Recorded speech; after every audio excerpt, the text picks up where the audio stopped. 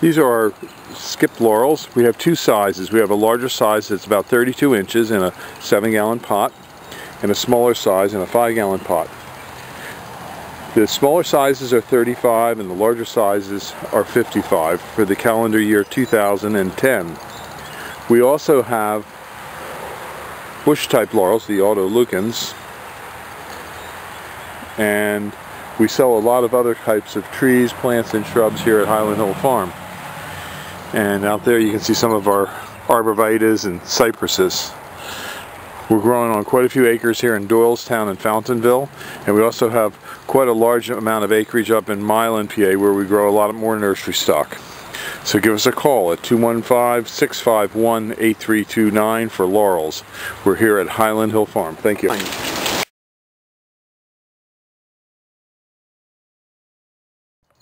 These are some small copper beech seedlings that we have available here at Highland Hill Farm, and as you can see, they do vary in color. You see some darker red, lighter reds, and inside where it's very shady it's green. A lot of this has to do with the genetics of the tree, plus the amount of sunlight the trees are receiving. The interiors here will be a little bit greener, the exteriors a little bit redder, and there are some that are deeper in color than others, and that has to do with the fact that these are grown from seed. We also have a variety of other trees, plants, and shrubs for you to look at here at Highland Hill Farm.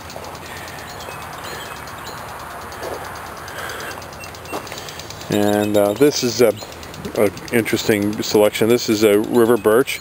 We grow them in pots with multiple stems. We put 3 seedlings together to give you a multiple stem plant.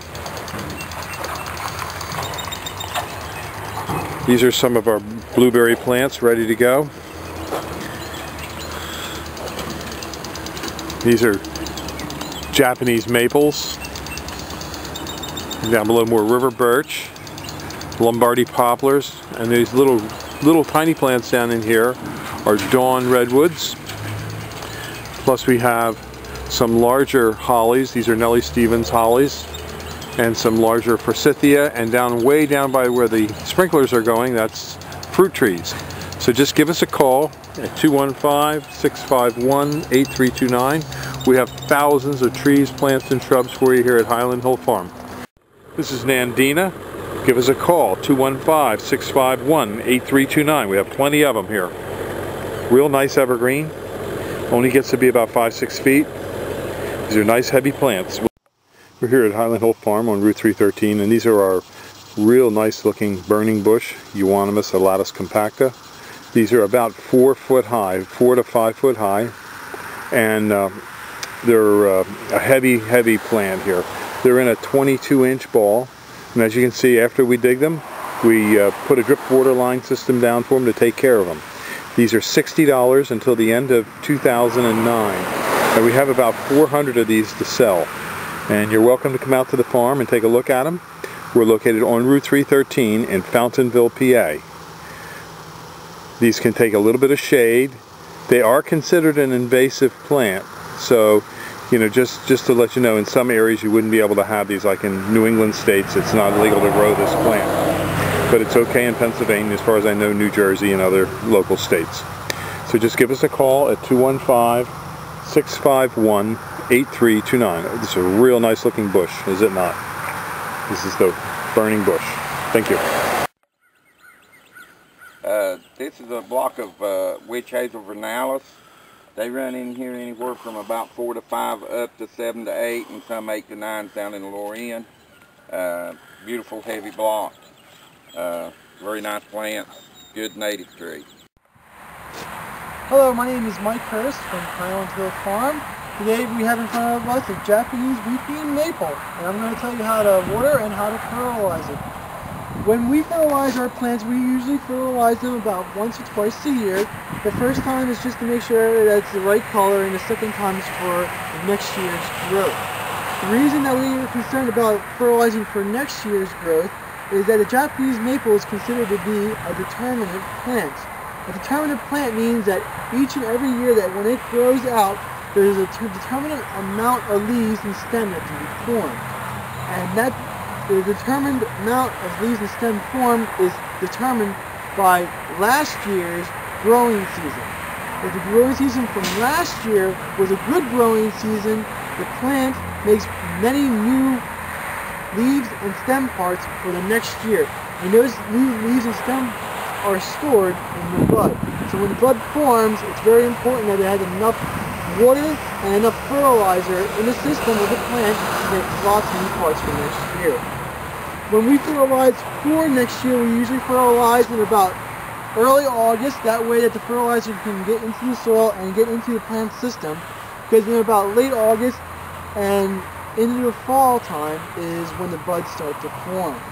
And when we use fertilizer, we use a slow-release fertilizer called Osmocote, and we just do a broadcast fertilizer just on top of the plant on the surface. We don't ever put any fertilizer injections or any of the liquid type in. We just use the granulated form that slowly releases over time. Usually, Osmocote comes in different colors for different years, and we can see it here. We have some green and we have some white. The green stuff's from this year, the white stuff's from the other year. That way we know if we fertilized it or not. And when we fertilize, this is just an example of some Osmocote, we just pour it in our hand and we just do a light broadcast just over the top. Kind of like that, just making sure that there's enough fertilizer on there for it to last most of the year. The Osmocote comes in different kinds. You have to read a label for how long each one lasts and for the strength. The other topic we're going to talk about is how to water these guys one after you plant them. When you plant them, you should make sure that when you dig the hole out, just dig it a little bit wider than the pot itself, so that when you set the pot into the ground, there's a good gap between it, and you can fill in the dirt in between the pot, the plant, and the surrounding soil, making sure that there's no air pockets in there. You don't want to compact the soil around. You just want to use your shovel to work the soil into the ground, getting rid of all the air pockets. After that, give it some water. That way it settles nicely. And after planting, make sure you go back and keep the ball moist. It's important to keep the ball moist, not overly wet or overly dry. If it's overly wet, there is no oxygen that gets into the soil, and then the root starts to rot and it dies. The whole plant dies. If it's too dry, the roots no longer grow and the plant wilts, and roots don't have cuticles on them, so once they dry out, they're toasted. So just make sure that keep it moist, and the plant should do fine. If you have any questions about the Japanese maple, just give us a call at 215-651-8329. Thank you.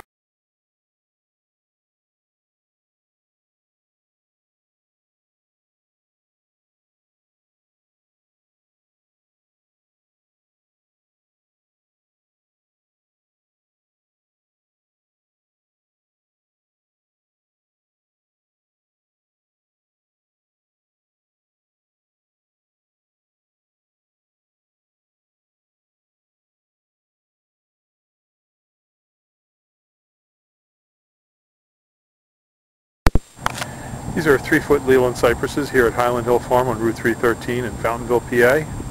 We deliver and plant these up and down the East Coast. We sell thousands of Leland cypresses and green giant arborvitaes each year. These are our 3-foot Leland cypresses. Next to it are our 4-foot. And over here are some green giant arborvitaes.